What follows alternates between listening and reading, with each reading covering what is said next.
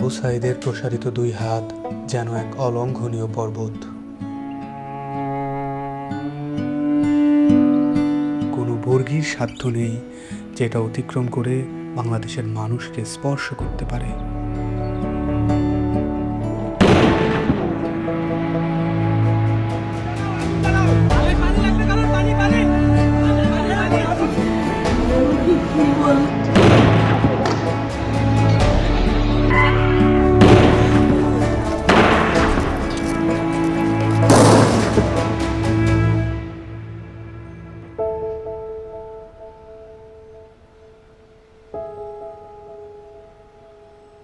জুলাইয়ের পর থেকে বাবা প্রতিদিনই রাস্তার আশেপাশে হাঁটাহাঁটি করেন। কখনো আবার নির্বাক দাঁড়িয়ে থাকেন। উনি সামনের দিকে তাকিয়ে থাকেন, কিন্তু আসলে কোনো দিকেই তাকান না।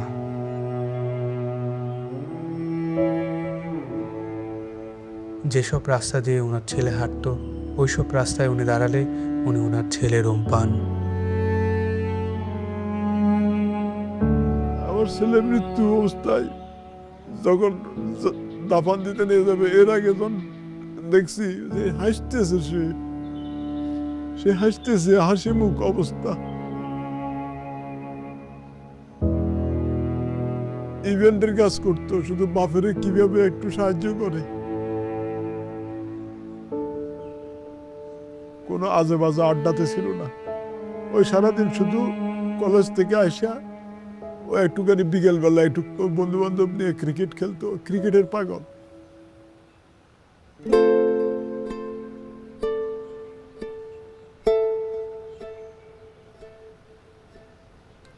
যে আমার পায়ের পাতা আছে এরকম একটা অনুভূতি হতো, কিন্তু আমি যখন হাত দিতাম তখন থেকে আমার পায়ের পাতা নেই, এরকম একটা প্রচুর অনুভূতি হতো। আমি অনেক কান্না করতাম। এই ব্যথার চেয়ে আমার ওই অনুভূতিগুলো আমার বেশি হতো, যে আমার পা আছে, আমি যখন হাত দিই তখন থেকে আমার পা নাই।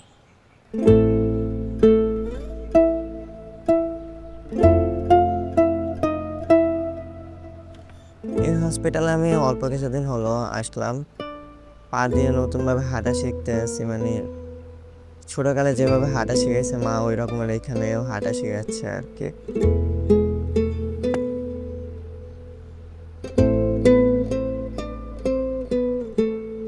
একটি প্রতিবন্ধী কিশোর, 7 বছরের বাচ্চা, ল্যাংড়া মানুষ যদি সংগ্রামে নামতে পারে, তাহলে আমি কেন বসে থাকবো ঘরে?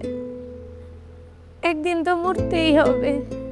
তাই মৃত্যুর ভয় করে স্বার্থপরের মতো ঘরে বসে না থেকে গুলি খেয়ে বীরের মতো মৃত্যু অধিক শ্রেষ্ঠ। আমি যদি বেঁচে না ফিরি, তবে কষ্ট না পেয়ে গর্বিত হয়েও জীবনের প্রতিটি ভুলের জন্য ক্ষমা চাই। আনাস।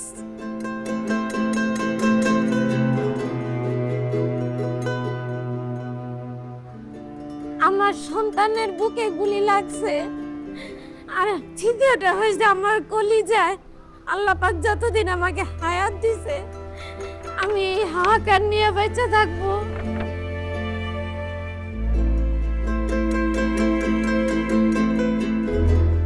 প্রিয় বাবা আসলে আমাদের একটা কিছু না, কিন্তু চকলেট নিয়ে আসছো। প্রিয় বাবা নাই বাড়িতে, যখন বাইরে গেছে আর পুলিশ এসে ওকে ঘুড়ি মেরে দিছে। আই মিস ইউ প্রিয় বাবা।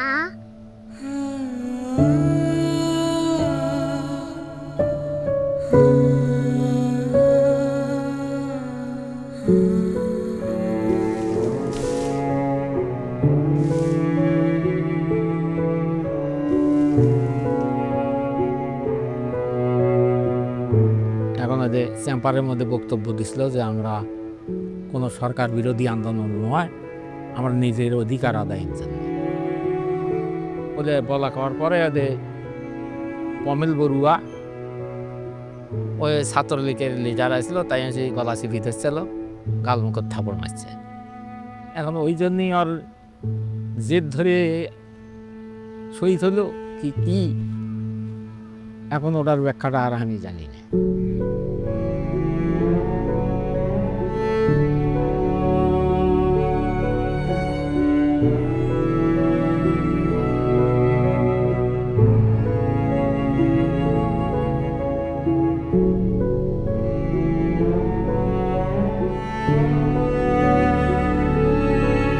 ঘুমের সময় মায়ের দুধ খাইয়া ঘুমায়, সেই ঘুমটা ঘুমাইতে পারে না, তখন আবাইটা পাইয়া পাই করে উলট ফ্লট করে ঘুমের লেগে আবার উঠে কোলে লই।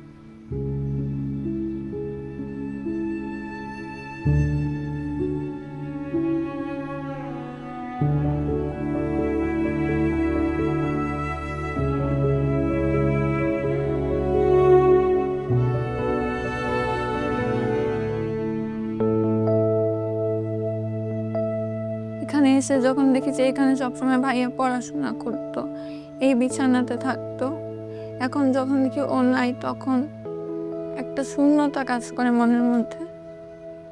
খারাপ লাগে যখন দেখি যে ভাইয়া এই রুমে নাই।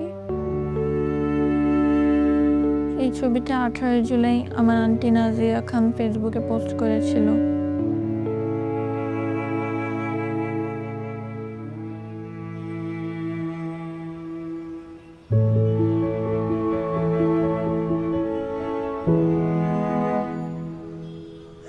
আজ কতদিন হলে আমার ছেলে আমার মা কয়, আমার মাও কয় না, আমার বুক হয় না, কয় না মা বাপ বেড়ে দে। আমার সন্তানদের যারা যেভাবে মারছে আল্লাহ তাদের বিচার করুক।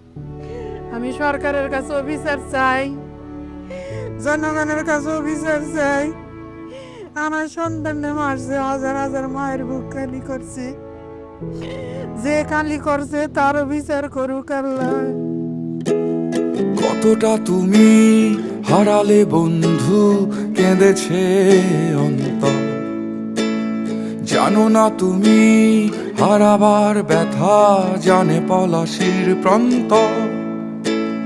হারিয়ে গেছে যেখানে মায়ের সোনার নলুকখানি, গোলা ভরা ক্ষেতের ফসল, সাজানো ফুলদানি।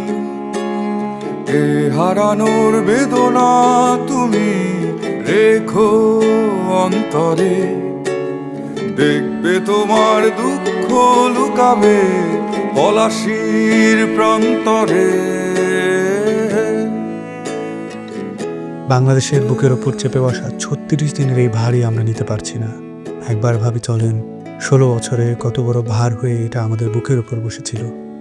এই ভারই আমাদের শক্তি দিক সংস্কার করে নতুন বাংলাদেশ গড়ার।